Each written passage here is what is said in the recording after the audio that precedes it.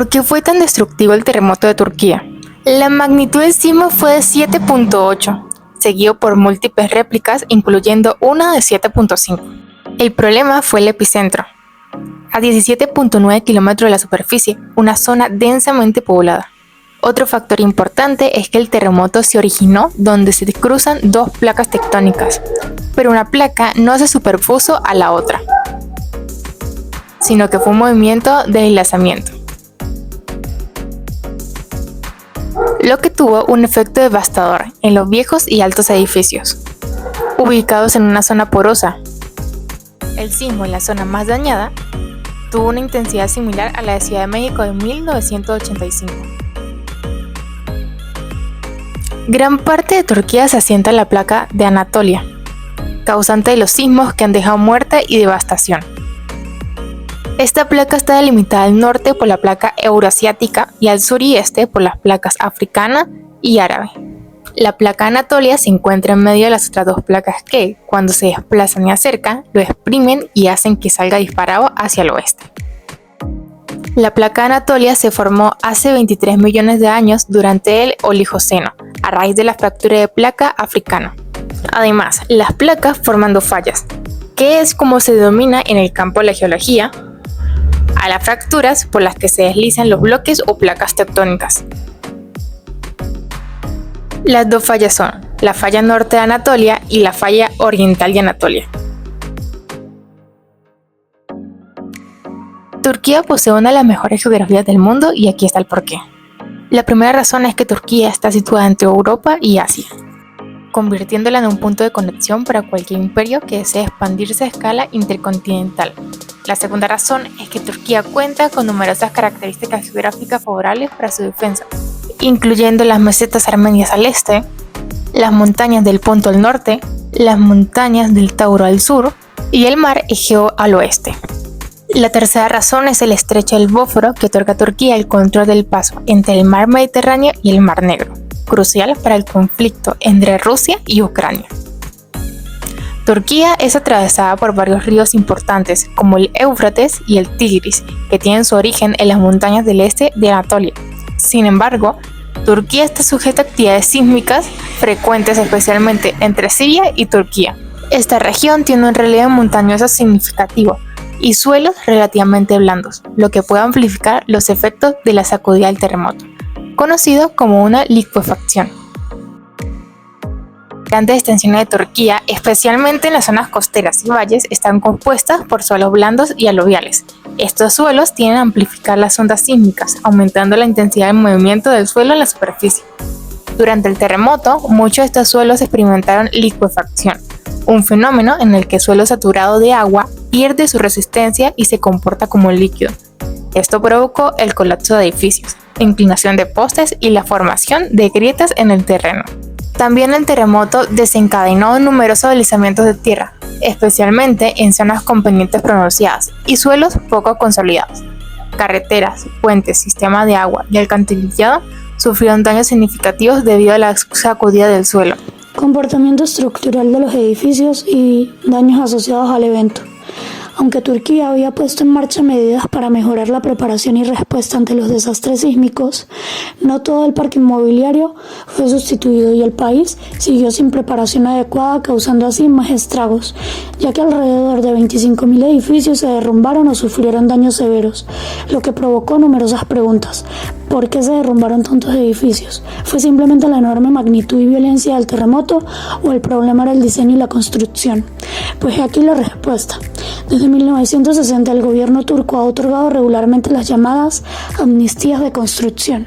Según esta, los constructores y propietarios de edificios están exentos de la obligación de cumplir con las normas de seguridad a cambio de una tarifa. La última amnistía se otorgó en 2018 a empresas y personas responsables de violaciones. El continuo crecimiento y legalización de la construcción ilegal ha convertido al sector de la construcción en una de las áreas más importantes de corrupción. De acuerdo con el Ministerio de Ambiente, Urbanización y Clima de la República de Turquía, se emitieron 7.085.969 certificados de registro de edificios en toda Turquía que no cumplían con los códigos, y después de 2018 se regularizaron 294.165 edificios ilegales ubicados en las zonas afectadas por el sismo del 6 de febrero del 2023. Como parte del programa, el gobierno reconoció que más de la mitad de todos los edificios en Turquía no cumplían con los estándares actuales. Para algunos expertos, Turquía tiene un código de construcción moderno, no hay necesidad de cambiar eso. Y el sistema educativo es excelente, algunos de los mejores ingenieros sísmicos del mundo son turcos. Así que no se trata de eso, se trata del proceso de no aplicar el código de diseño correctamente. Los constructores no podían haber realizado sus proyectos sin el consentimiento de funcionarios públicos, que hasta ahora han escapado del escrutinio por aprobar posiblemente trabajos muy deficientes. Además, la mayoría de los edificios que colapsaron durante el sismo en Turquía en 2023 tenían algunas características comunes que contribuyeron a su vulnerabilidad, como la antigüedad, ya que muchos de estos edificios eran muy antiguos y se construyeron antes de que se implementaran normas de construcción más estrictas. Esto significa que no estaban diseñados para resistir terremotos fuertes. También la falta de refuerzo sísmico, ya que la mayoría carecía de estos refuerzos estructurales específicos para resistir movimientos sísmicos. Por ejemplo, en esta imagen había muchos elementos no estructurales en bloques de mampostería de concreto, pero no reforzados. En ellos no se ve ningún elemento que contenga algún acero de refuerzo. También influye el hecho de los materiales. Algunos edificios estaban construidos con materiales menos resistentes, como ladrillos o bloques de concreto sin refuerzo. Además, la mala calidad del hormigón y las barras de acero inadecuadas contribuyeron al colapso de muchos edificios. Por una parte, el hormigón estaba demasiado mojado, con una proporción de agua y grava elevada en relación al cemento. Además, las barras de acero eran a menudo demasiado finas para sostener columnas, lo que afectó la solidez de los edificios. Esta imagen ratifica todo lo comentado con anterioridad, ya que se ve mucho elemento horizontal, volados de gran espesor, pero pocos elementos verticales y pocas vigas que lo sostengan. Y también vemos que en el muro que aún se ve en pie no se ve ningún elemento de reforzamiento. En resumen, pudimos ver muchos edificios con mucha losa, elementos horizontales muy pesados, pero pocos elementos verticales resistentes y funcionales. Es decir, pocos muros y columnas bien hechas. Entonces, en base a esto es importante aprender de estos eventos para mejorar la seguridad de las construcciones en el futuro.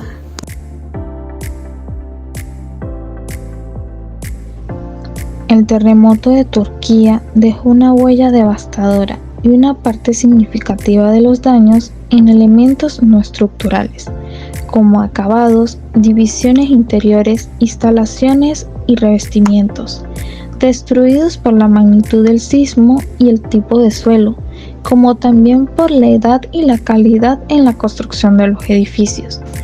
Esto ocasionó que durante el terremoto se produjera una serie de daños como desprendimiento de fachadas y revestimientos, agrietamiento de muros, ruptura en tuberías y daños en sistemas eléctricos, asimismo como la caída de cornisas y otros daños probables.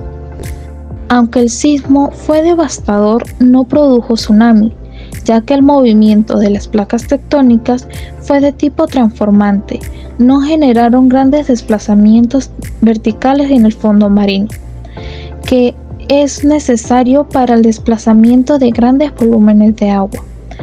Esto gracias a que el hipocentro se ubicó a una profundidad considerable, lo que limitó la cantidad de energía liberada. Sin embargo, no salió ileso. En algunas zonas costeras se produjo un hundimiento del terreno, lo que provocó inundaciones locales y cambios en la línea de la costa. Se registraron olas de mayor tamaño de lo normal en algunas áreas costeras, pero estas no alcanzaron la magnitud de un tsunami. En algunas zonas se produjo licuefacción, del suelo, lo que provocó daños en la infraestructura y desplazamiento del terreno.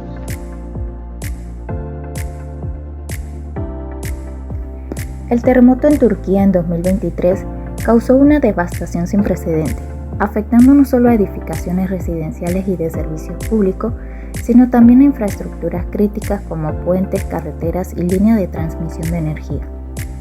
En el caso de la infraestructura vial, afectó principalmente carreteras y puentes en las regiones más cercanas al epicentro.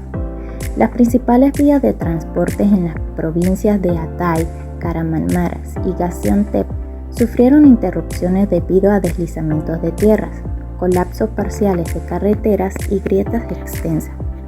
Algunas carreteras principales quedaron intransitables, complicando los esfuerzos de rescate y asistencia.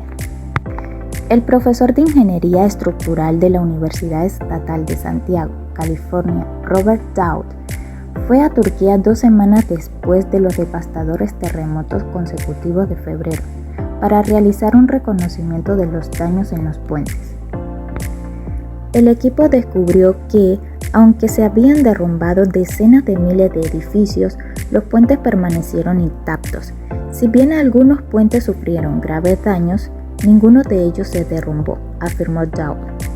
Asimismo, afirma el profesor que estos estándares de diseño y construcción más estrictos se deben a que los puentes se contratan principalmente con fondos públicos. Los edificios residenciales, en cambio, que a menudo se construyen con fondos privados, no suelen tener estándares de seguridad y solidez estructural tan altos. Asimismo, el terremoto causó graves daños en las líneas de transmisiones de electricidad y gas natural en la provincia de Kahramanmaraş, Hatay y Gaziantep, lo que resultó en interrupciones en el suministro de energía, lo cual afirma el ministro de Recursos Naturales, Ataí Domt. Asimismo, el terremoto causó graves daños en las líneas de transmisiones de electricidad y gas natural en la provincia de Kahramanmaraş, Hatay y Gaziantep, lo que resultó en interrupciones en el suministro de energía, lo cual afirma el ministro de Recursos Naturales, Ataí Domt. Además, el puerto de Iskenderun en la costa mediterránea sufrió daños significativos, incluido un incendio en los contenedores, lo que afectó la logística y el comercio de la región. El sistema de suministro de agua también resultó dañado, especialmente en zonas donde las tuberías cruzaban fallas geológicas activas. Los movimientos sísmicos provocaron desplazamientos del suelo que afectaron las tuberías, causando rupturas y fugas significativas en las redes de distribución de agua, según el comunicado de prensa de World Bank Group. Estos daños subrayan la vulnerabilidad de las infraestructuras ante desastres naturales y la importancia de mantener altos estándares de construcción para minimizar las consecuencias en futuros eventos sísmicos.